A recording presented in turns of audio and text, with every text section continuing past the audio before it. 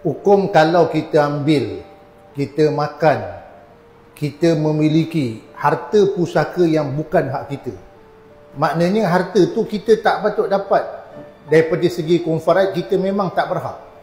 Kita memang tak patut ambil. Kita tak berhak untuk memilikinya atau memakannya.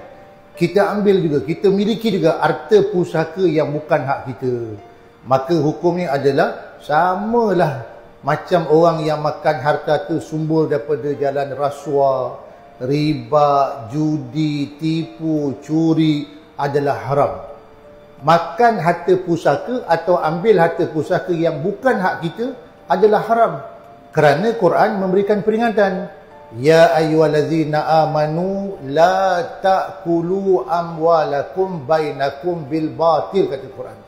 Wahai orang beriman, kata Allah, la ta'kulu amwalakum bainakum bil batil. Janganlah kamu makan harta di antara sesama kamu dengan cara yang batil. Cara yang batil itu mana? Ambil harta pusaka yang bukan hak kita, seperti mana makan, ambil harta sumber judi, rasuah, riba, tipu, curi adalah batil ataupun haram. Jadi ramai tuan-tuan tak perasan ni. Orang yang ambil harta pusaka yang bukan haknya, dia makan harta pusaka yang bukan haknya.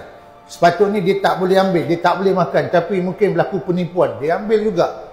Dia miliki juga harta pusaka yang bukan haknya, maka dia termasuk dalam kumpulan makan harta secara batil dan hukumnya adalah haram. Jadi kita kena berhati-hati.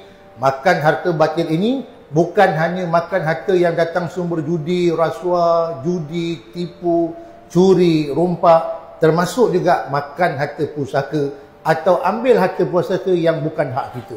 Maka dia adalah haram, termasuk dalam kategori makan harta secara batil.